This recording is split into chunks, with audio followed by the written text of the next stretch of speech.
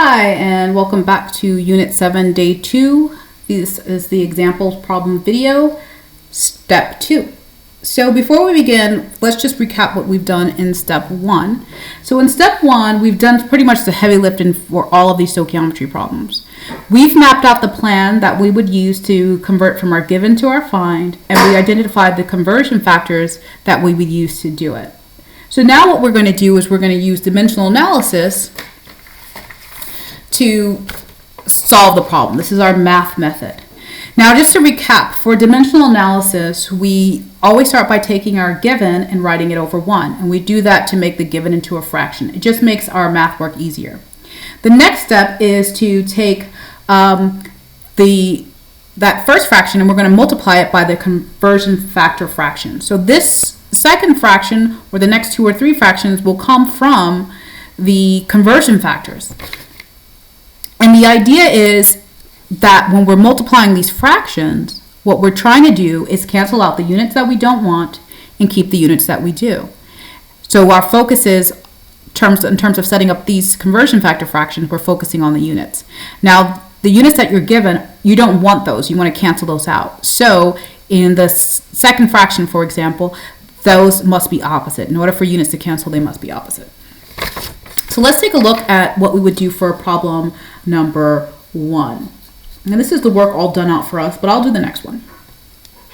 So the first thing is we're going to take our given 15 moles of oxygen and we write it over 1 just to make that into a fraction. Notice no units on the bottom. The other thing that I want to point out is that I didn't just write down 15 moles, but I put 15 moles of oxygen.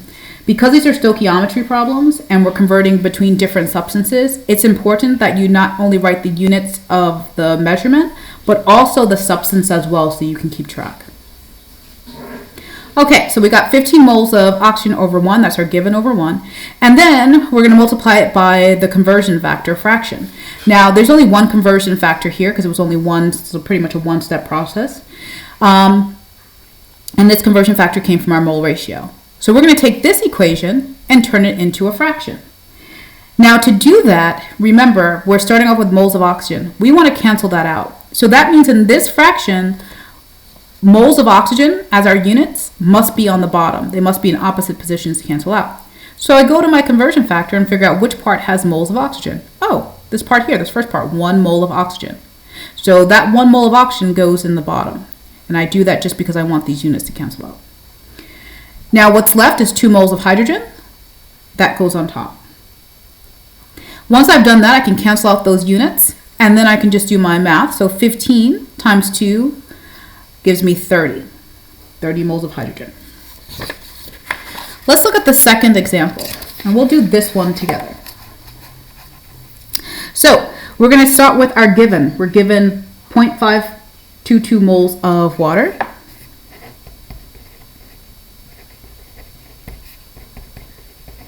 And I put it over 1 to make it into a fraction. So given over 1. Now, this example we have 2 conversion factors. So let's start with the first one that will take me from moles of water to moles of oxygen. I'm doing this first step here, moles of water to moles of oxygen. Okay, the conversion factor we're going to use comes from the mole ratio. So 1 mole of water is equal to 1 mole of oxygen. All right, what part's going to go on the bottom, do you think? The 1 mole of water or the 1 mole of oxygen? Well, let's look at our given. We're given moles of water, and we want to cancel that out. So that means that the 1 mole of water has to go on the bottom. And then what's going to go on top? 1 mole of oxygen. All right. So that means that so far, what we have left in terms of units is moles of oxygen. But we need to go from the moles of oxygen to the mass of oxygen. And so that leads us to our second conversion factor.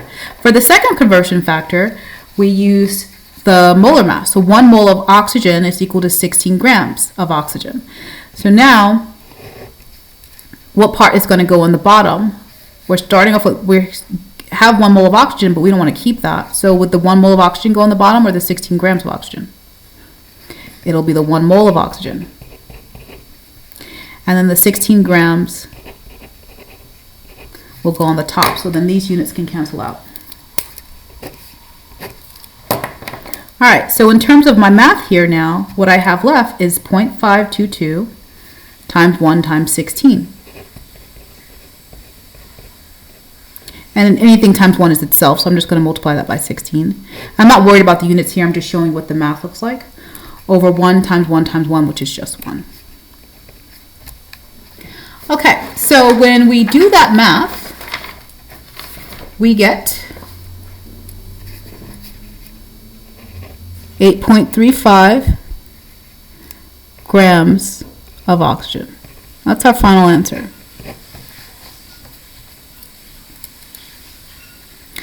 Okay, let's go ahead and do the next one.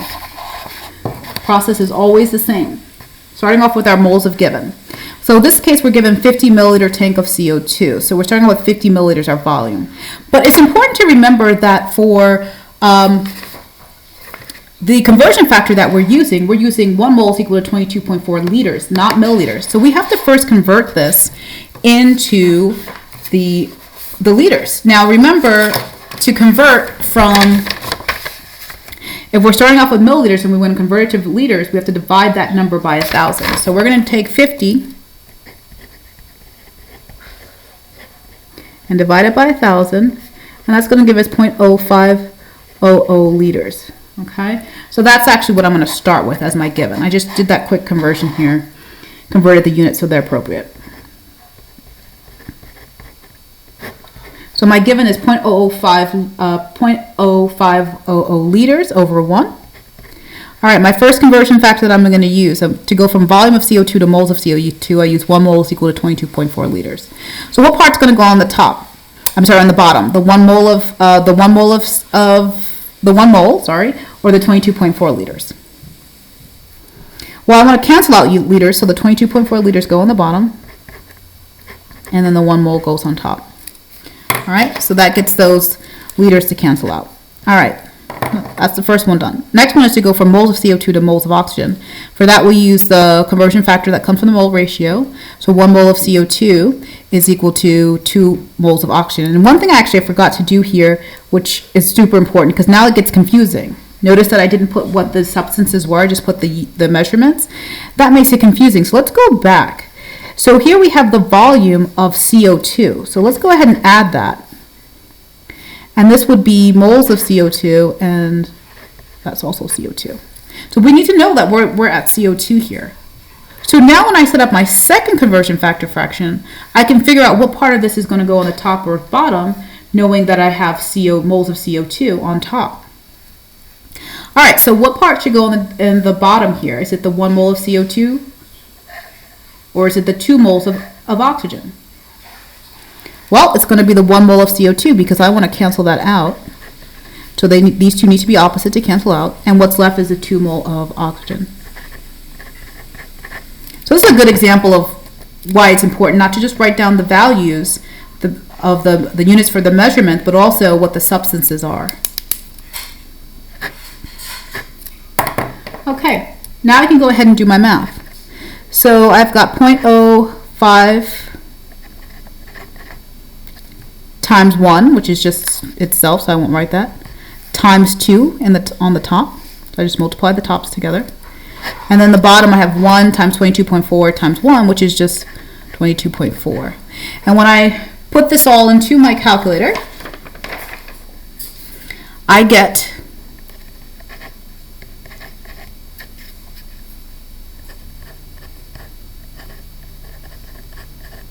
0.00446 moles of oxygen. Okay. We've got one more problem. The last problem is this doozy here, so let's dive right in. So we're going to start with our given 1 gram of Fe2O3. And this time I won't forget to write down in my units the substance as well, not just the measurement unit, but also what substance it is. So my given over 1, just to make it into a fraction. Now, my first conversion factor, it will take me from mass of Fe2O3 to moles of Fe2O3. And we got that from the mole map. And this is the conversion factor. 1 mole of Fe2O3 is equal to 159.6 159.70 grams. So what's going to go on the top and what's going to go on the bottom, right? So let's start with what goes on the bottom. Is it the 1 mole of Fe2O3 or the 159.70 grams of Fe2O3? Well, my given is in grams, so that means I should have grams of Fe2O3 here, right? So that these two can cancel out. So what part of that has grams of Fe2O3? The 159.7. Okay? And then what's left for that conversion factor is the 1 mole of Fe2O3. All right, so that's that first one done. We've got a couple more. Okay, now we're doing the conversion factor that takes us from mole of Fe2O3 to moles of Fe. So, this comes from the mole ratio. 1 mole of Fe2O3 is equal to 2 moles of Fe. So what part is going to go on the bottom? Is it the 1 mole of Fe2O3 or the 2 moles of Fe?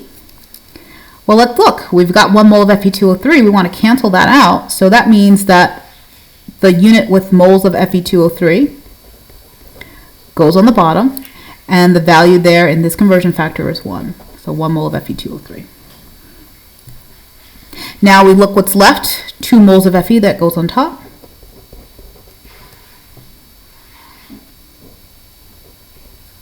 And our last conversion factor, if we want to go from moles of Fe to number of Fe atoms.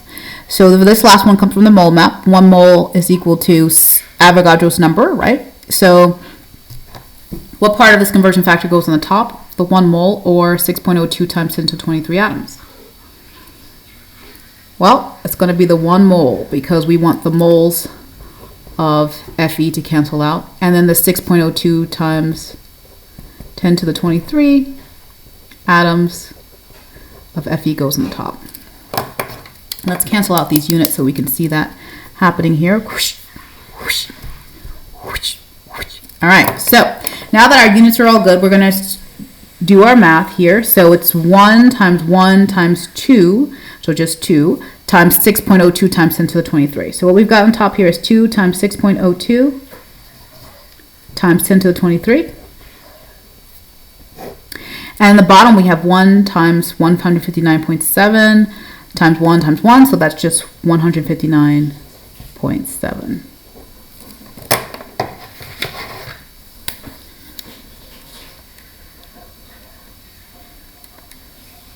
Okay.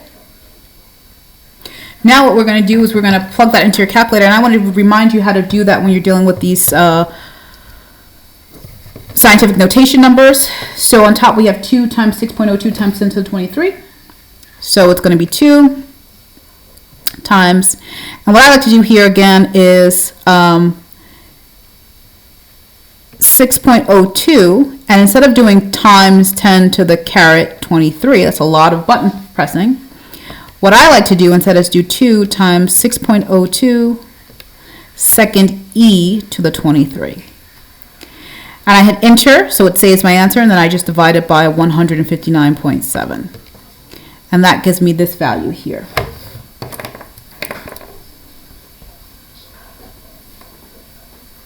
So 7.54 times 10 to the 21